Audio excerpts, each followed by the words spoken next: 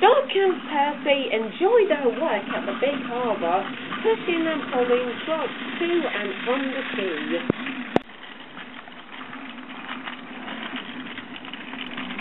But one morning, the engines were exhausted.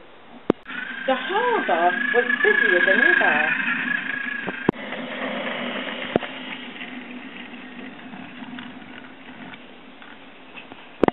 The Fat Controller agreed that another engine would be found to help them.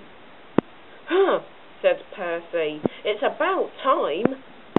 "I ache so much I can hardly get my wheels to move," agreed Doc. They waited for the engine to arrive. It came as a shock when he did. "Good morning," squirmed Diesel in his oily voice. The two engines had not worked with Diesel for a long time. "What are you doing here?" gasped Doc. "Your worthy fat Sir Topham Hatt sent me. I hope you are pleased to see me," said Diesel. "I'm to shunt some dreadfully tiresome trucks." "Shunt where?" said Percy suspiciously. "Where?" said Diesel. "Why, from here to there, then from there to here." "Easy, isn't it?" Then with that, Diesel, as to make himself quite clear, bumped some trucks hard. "Oh!" screamed the trucks. "Grrr!" growled Diesel. Percy and Doc were horrified. They did not trust Diesel at all. They refused to work and would not leave their sheds. The Fat Controller was enjoying his tea, a nice one, when the telephone rang. "So there's trouble in the harbour yard? I'll be there right away." Diesel was working loudly and alone.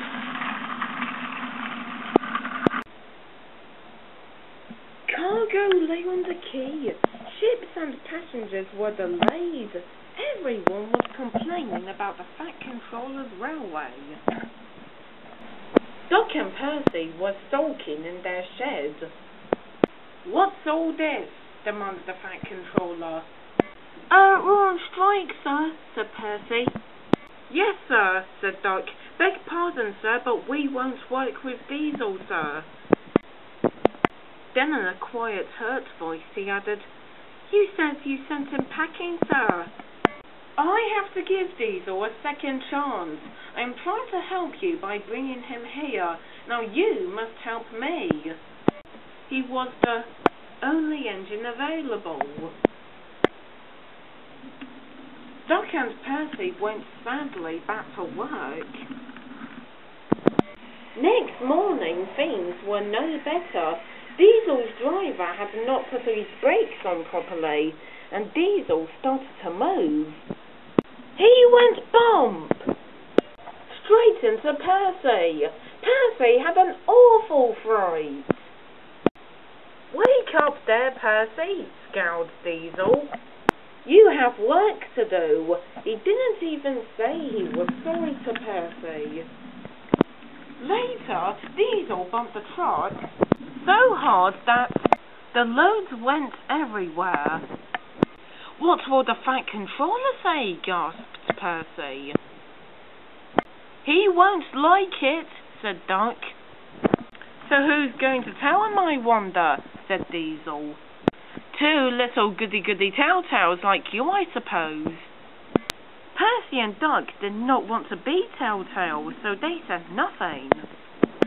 Diesel, thinking he could get away with his bad behaviour, was ruder than ever. Next day, he was shunting trucks for China Clay.